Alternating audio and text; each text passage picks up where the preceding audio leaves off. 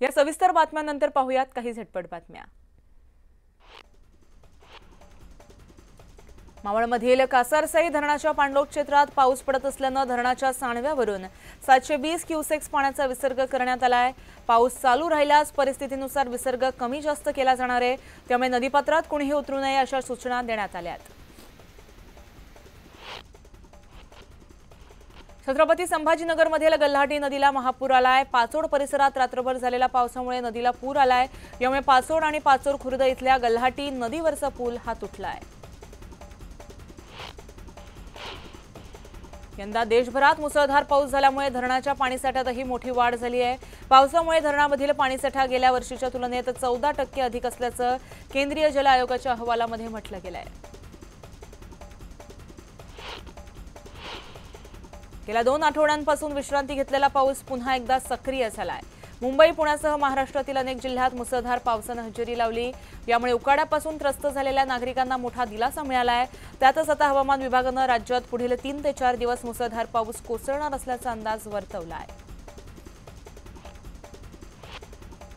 नागपूरकरांना आज पाणी कपातीचा सामना करावा लागणार आहे। नवेगाव खैरी इथे 33 केव्ही एक्सप्रेस फीडरवरील अत्यावश्यक वीज देखभालीमुळे शहरातील सुमारे 70% भागांना होणारा पाणी पुरवठा जो आहे तो आता खंडित होणार आहे। ठाणे जिल्ह्याला पाणी पुरवठा करणाऱ्या धरणाच्या पाणलोट क्षेत्रामध्ये मुसळधार पावसाने धरण 100% भरली आहेत, त्यामुळे धरणामध्ये येणाऱ्या पाण्याचा विसर्ग वेळीच लक्षात आणून जिल्ह्यातील सर्वच धरणाचे दरवाजे जे आहेत ते उघडून पाण्याचा विसर्ग केला जातोय। मुंबई महानगरपालिकेत बऱ्याच कालावधीनंतर 1846 लिपिक पदांसाठी भरती प्रक्रिया सुरू केली जाणार आहे। काही कालावधीपूर्वी 800 कर्मचाऱ्यांची भरती करण्यात आली होती, मात्र घनकचरा व्यवस्थापन, पाणीपुरवठा विभाग, अभियांत्रिकी या विभागांनी रिक्त पदं भरण्याची मोहीम सुरू केली आहे, तरच नव्या भरतीची अपेक्षा आहे। मुख्यमंत्री माझी लाडकी बहीण योजनेचा वचनपूर्ती सोहळा आज रत्नागिरीमध्ये पार पडणार आहे। या कार्यक्रमाला मुख्यमंत्री एकनाथ शिंदे, उपमुख्यमंत्री देवेंद्र फडणवीस, अजित पवार उपस्थित राहणार आहेत। दरम्यान मुख्यमंत्र्यांच्या स्वागतासाठी रत्नागिरी शहरातील चौकामध्ये तसंच रस्त्याच्या मध्यभागी बॅनर लावण्यात आले आहेत।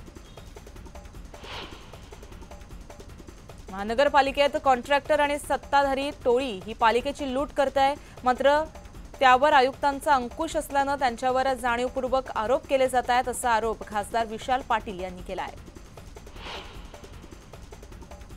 धाराशिवच्या तुळजाभवानी मंदिर विकास आराखड्याला खासदार ओमराजे निंबाळकर यांनी विरोध दर्शवलाय। तुळजाभवानी हे एक वैभव असून त्याच्यावर स्थानिक लोकांचं अर्थकारण चालतं, मात्र स्थानिक लोकांच्या अस्तित्वाचा प्रश्न निर्माण होत असेल तर त्या विकास आराखड्याला माझा विरोध आहे, असं मत ओमराजेंनी मांडलेलं आहे।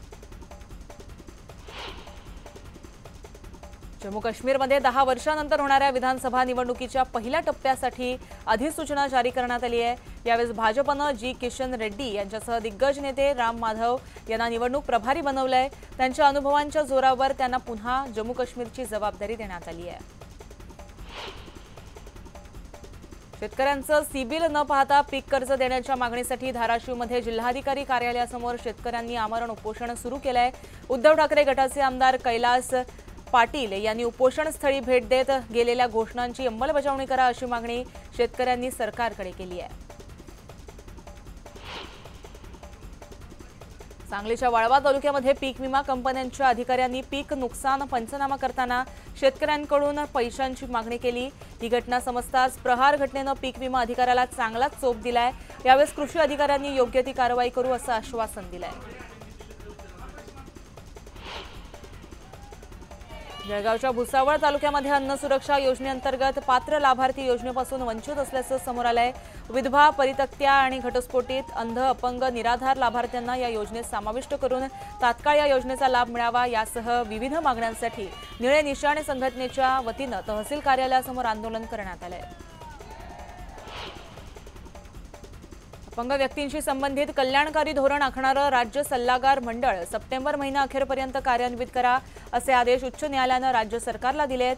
तसंच मंडळ कार्यान्वित करण्यासाठी काय उपाययोजना केल्या हेही प्रतिज्ञापत्रात स्पष्ट करण्याचे आदेश दिले आहेत।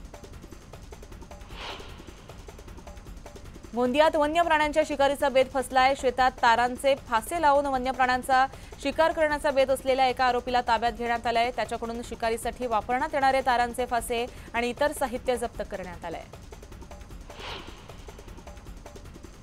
म्हाडा अव्वाच्या सव्वा किमतींना सध्या घरांची विक्री करताय, त्यामुळे घरांच्या शोधात असणारे सर्वसामान्य नागरिक हे स्वस्तात घरं देण्याचं प्रलोभन दाखवणाऱ्यांच्या जाळ्यात अडकतायत। त्यात त्यांना ना फ्लॅट मिळतोय ना भरलेले पैसे परत मिळतायत, त्यामुळे त्यांची आर्थिक फसवणूक होतीये। धारावीच्या पुनर्वसन प्रकल्पातील विस्थापितांचं पुनर्वसन हे मुलुंड, भांडूप, कांजूर यासारख्या उपनगरामध्ये होणार आहे। तेथील रहिवाशांमध्ये तीव्र प्रतिक्रिया उमटत असताना आता ठाणे आणि नवी मुंबईतील ऐरोलीसारख्या उपनगरांमध्ये पुनर्वसन होण्याची शक्यता असून त्यामुळे या शहरातील व्यवस्थांवरही ताण येणार आहे। मुंबईकरांना लवकरच कचरा उचलण्याचे पैसे महापालिकेला मोजावे लागणार आहेत। कचरा संकलनासाठी शुल्क घेणाऱ्या ठाणे विरार पालिकेच्या कार्यपद्धतीचा अभ्यास प्रशासनाकडून करण्यात येत असून त्याची कार्यवाही अंतिम टप्प्यात आहे। आयुक्तांच्या मंजुरीनंतर नागरिकांकडून हरकती सूचना मागवण्यात येणार आहेत। गणेशोत्सवाआधी रस्ते खड्डेमुक्त करण्यासाठी सर्व 27 वॉर्डमधील सब इंजिनियर्सनं रस्त्यावर उतरावं आणि दररोज किमान 10 किलोमीटर रस्त्यांची पाहणी करून खड्डे बुजवण्याचं काम पूर्ण करावं असे आदेश पालिकेनं दिले आहेत। ठाणे पालिका घनकचरा व्यवस्थापन विभाग, प्रदूषण नियंत्रण विभाग, प्रभाग समिती, अतिक्रमण विभागाच्या वतीनं संपूर्ण ठाणे पालिका ही कार्यक्षेत्रामध्ये सिंगल यूज प्लास्टिक बंदीबाबत कारवाई केली। या कारवाईमध्ये 217 आस्थापनांना भेटी देऊन 106.54 किलो प्लास्टिक जप्त केलं असून 84,300 रुपये इतका दंड वसूल केला आहे। मुंबई पालिकेने अनधिकृत फेरीवाल्यांविरोधात जोरदार मोहीम हाती घेतली असली तरी अतिक्रमण व निर्मूलन विभागाकडे असलेल्या कमी मनुष्यबळामुळे या कारवाईत अडथळे येत आहेत।